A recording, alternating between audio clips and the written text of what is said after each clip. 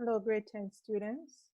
Welcome back to another session of social studies class. Today we're going to be looking at the structure, not the structure, but the electoral process, right? And as such, I have posted the lessons on RenWeb, and I will be conducting an overview of the lesson here so that it may answer some additional questions that you may have or clear up some shady gray areas that you may have. In addition to this video, you can feel free to contact me on WhatsApp if there's something that you don't understand and you'd want me to respond quickly between the hours of 8 a.m. and 4 p.m. All right? And I'll get back to you as soon as possible. Outside of that, you can always post your questions or your comments on the class wall and in RenWeb, and other students will comment or can comment, as well as I can and will comment. All right? So let's get to it. I'm going to share my screen to start the lesson. So you will watch this lesson so that you will be able to better understand what to do on RenWeb. So I'd prefer if you watch this lesson first and then go to RenWeb, okay? All right. All right, so I'm going to be needing my pointer and we start out. Okay, that's the other lesson. The objectives, we're going to be describing the electoral processes and systems used in the Commonwealth Caribbean. In addition to that, we're going to compile a list of measures which would ensure free and fair elections. Thirdly, and wonderful, we're going to, you are going to design a poster that will inform the general public about the electoral process. So you're going to get crazy and creative and I know some people going to just blow this out of the water already. Now call the name, but don't know yourself. Right, so you're going to design a poster that demonstrates, it shows the electoral process, the process of, you know, how you go through election and all of them, something there. And of course, this is going to be graded. This is going to be graded, and not only graded, but I'm going to measure them against each other to see which one's the best. All right, let's go.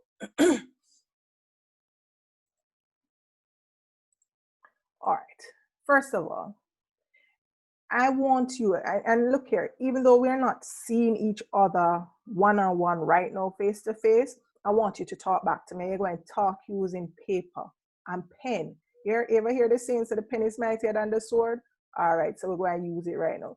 So when I post these questions on RenWeb or these assignments, I expect you to type up a stamp, and I'm not calling the name. I almost said I'm not calling the name. I know some people are going to just and just type till and go research and you know, but I want not just 1 or 2 or 3 or 5 people doing that. I want as many persons as possible so we can have a healthy, robust discussion. After all, we are sociologists.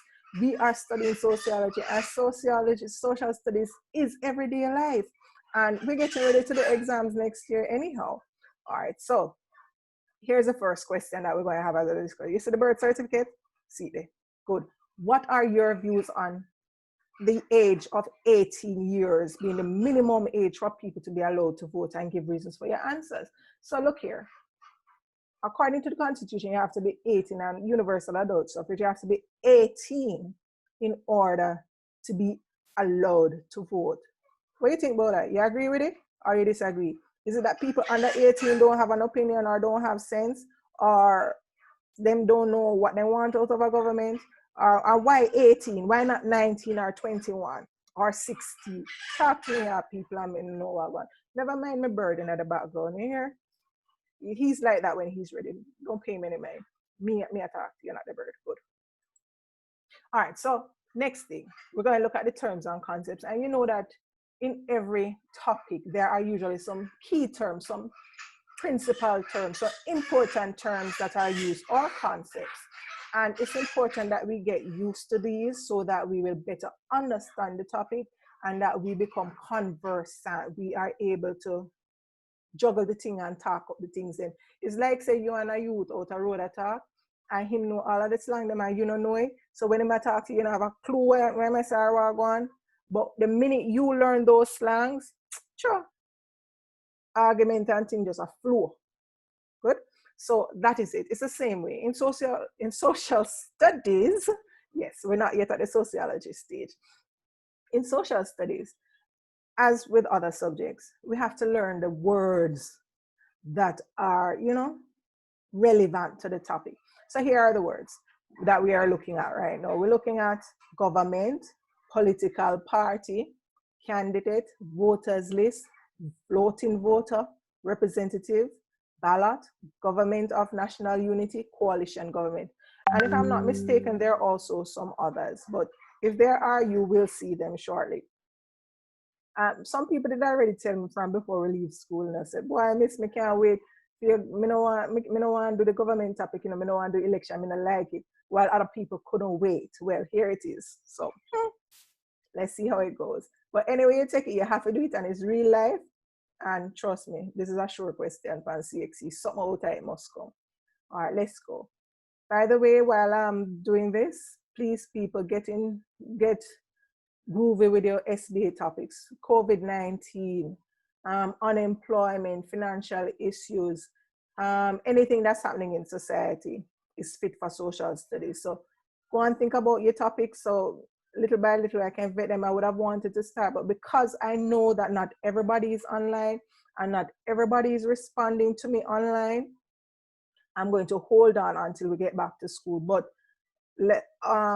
newsflash, when I do the group thing again, it's going to be individual for everybody, right?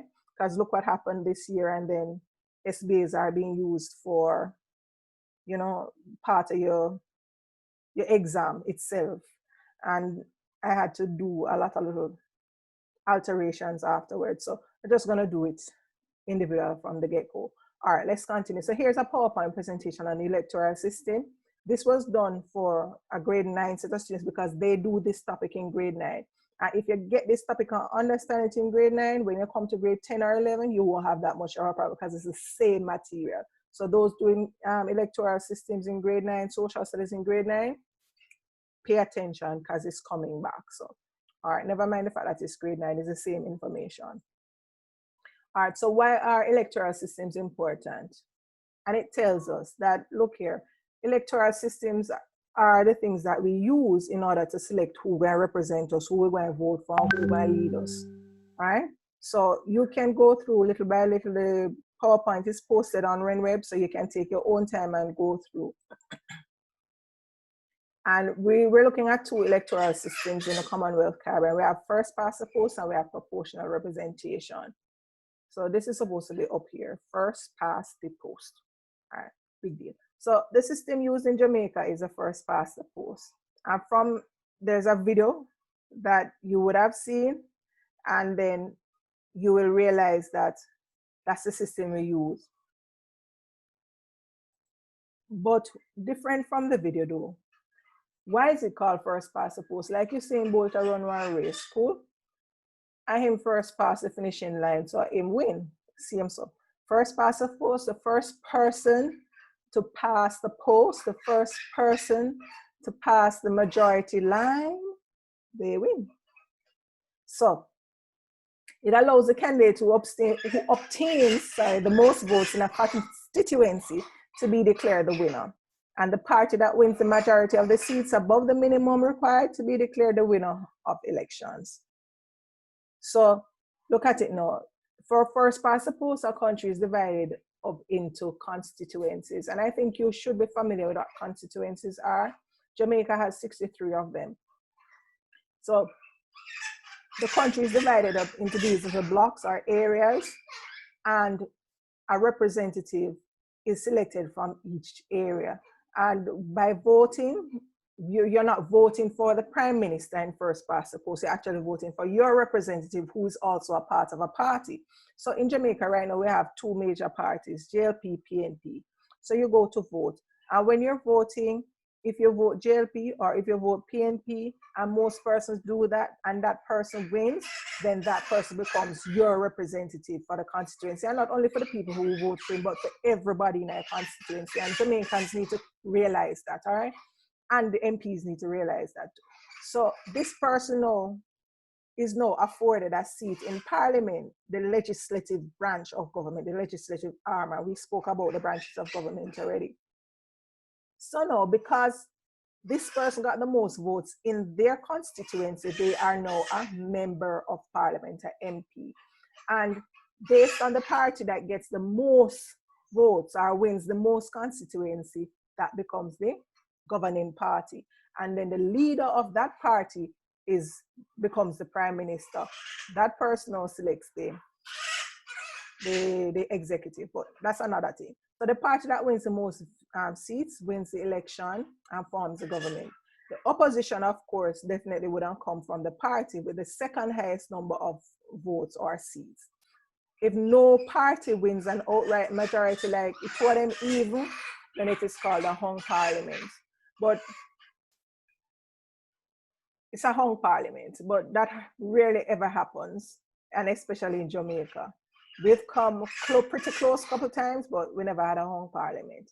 And that is one of the reasons why the number of constituencies, hence the number of seats in the parliament, usually they are odd numbers, so that you can't have equal and equal. So 63, you can't have 31 and 31, because that would be 62. Can't have 32 and 32, because that's 64. So one odd, so one have to win, even by a single, unless they're a single vote, and not vote, seat, unless there are other parties who are involved who may have captured some seats, and then you have the two main ones tying. First past the post, what is it good for? So people are choosing representatives that they are familiar with and have the type of connection with. When you get to when we use first past the post, usually the MP either come from the area or in go work in the area or in go and visit people in the area. So the people are supposed to see him and know him. And when I say him or her, and know this person. And so they are familiar with this person, and this person is supposed to have the concerns of the people on his or her heart to go to parliament with. In first past the post, however, the same constituency thing, there's a possibility of gerrymandering. And this is one of the key words you need to learn. With gerrymandering now, it's when they will move constituency boundaries in order for one party or a particular candidate to get a more favorable response than the other. And sometimes boundaries are moved and that is not the reason, so that would not be gerrymandering. But there are times when they are moved and that is the reason, just because they want one person to have an advantage over the other.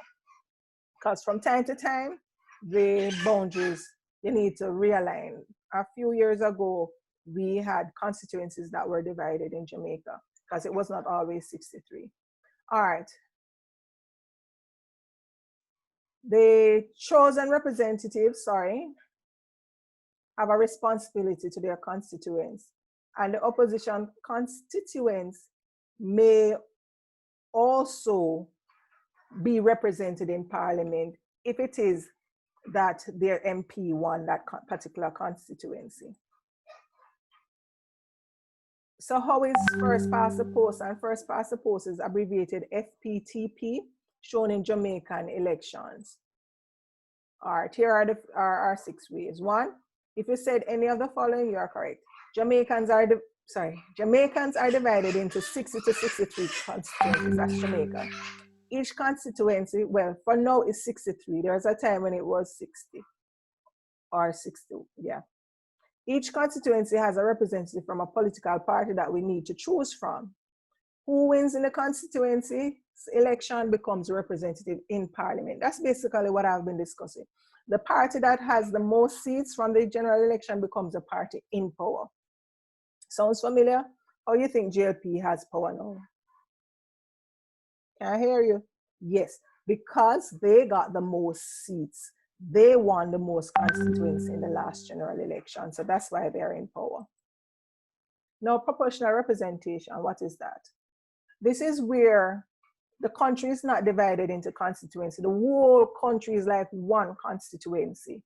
And this means that you're voting for the person who's going to be prime minister or president.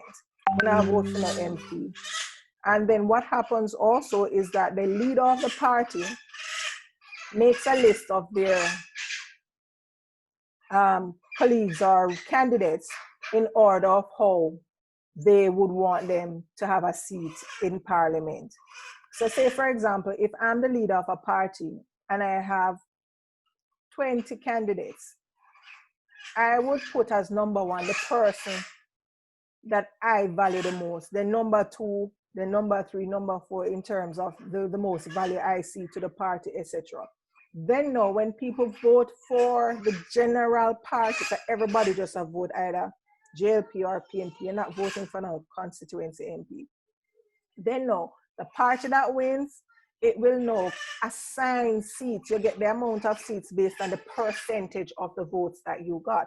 So if you got 60% of the votes, then you will, just give me a minute there. If you got 60% of the votes, you will, if you got 60% of the votes, I'm sorry.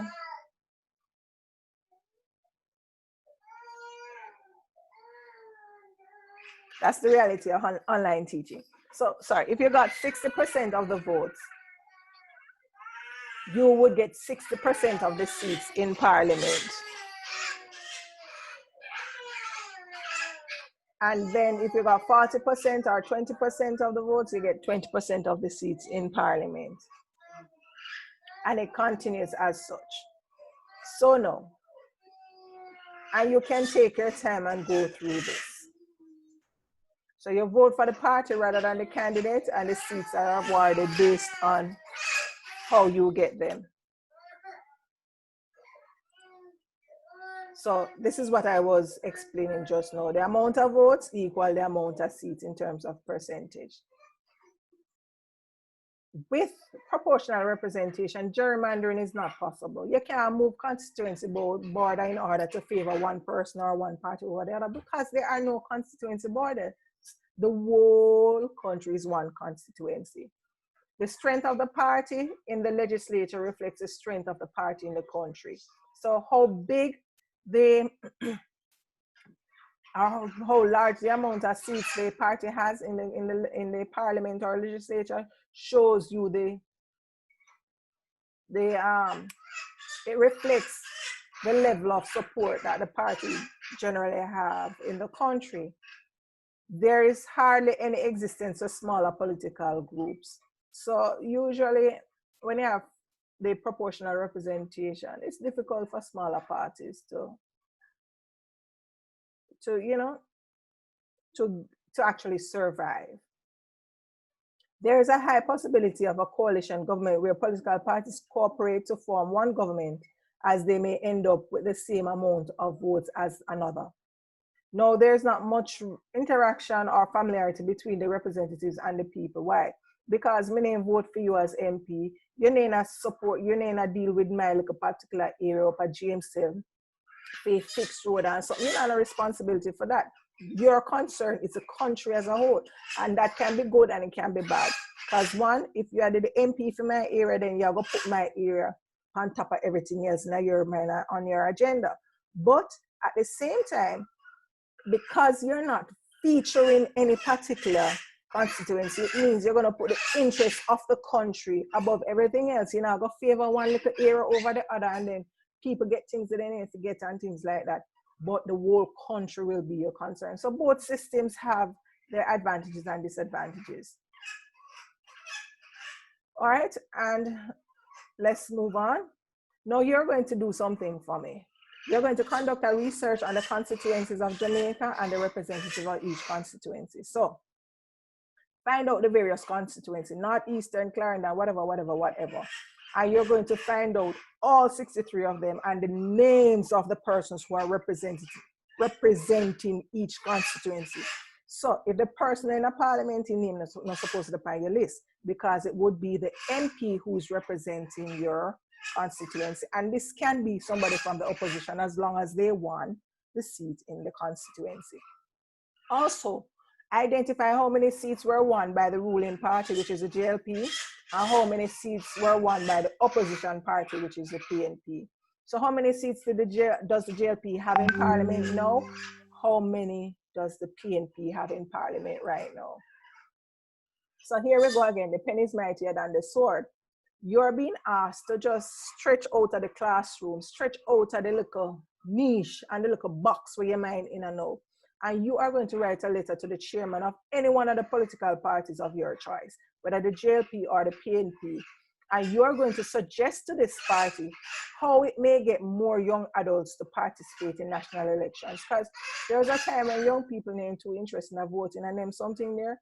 So now I want you as a scholar, as a bright scholar, my bright grade 10 scholar, to know, write a letter, and you're going to use a proper letter format, the blocked format. It's a formal letter, not hi, how are you? You know, address it properly, and you're going to put your points forward. You remember when we did the exercise where we wrote a letter to the board of management through the principal for something for teachers and their children? No, you're going to do something similar to that. And you're going to write the letter to the chairman of the party, the chairman, and you're going to make some suggestions of how they could get more young people to vote in the elections. All right, here's the last part. We're going to have a poster competition. This is where, and there's a handout in RenWeb that you can use, and I put a lot of YouTube video links there where you can use to get a whole heap of information, probably too much information. So about, you have one of them already on governance, and then you have a lot on electoral processes, etc. So you're going to use these now, and you're going to create a poster about the electoral process, how the voting process takes place. And you're going to pretty it up and thing, and let's see who does the best poster. And of course, this is going to be about your grade for this particular lesson. All right, so this is a sample of the handout. It may not look like this, but this is basically information contained. You'll have the list of words which can help you with your crossword puzzle and various things, okay? So that's a quick run through of the handout. And even one little some kind of poster there. So that's it. And I just want to say to you, it's been good, all right? And let's keep it going. Let's keep the ball rolling, and let's keep it alive, yeah? We ain't just done fall thing, yeah, but Jamaica nice, not true? And unfortunately, students, I hope you're paying attention, especially history students, to what's happening in the US and all of that. Please note, you are a part of history right now. A couple of years from now, we've got delays coming, and these are going to be written down in textbook. You are going to be a part of the set of people that were alive when all of these things were taking place. The pandemic that killed how many people in the world, and then the great protests, George Floyd protests in the US and across the world and all of that. Just like how you hear about the Grenada Revolution and all kind of things. Guess what? Worldwide historical events are happening, and you're alive to see it. Anyway, that's it, guys. Review the lesson, go through the activities on RenWeb, complete, and if you need, link me up on WhatsApp, but within the hours stipulated. And that's it. Take care. Toodaloo. Bye-bye.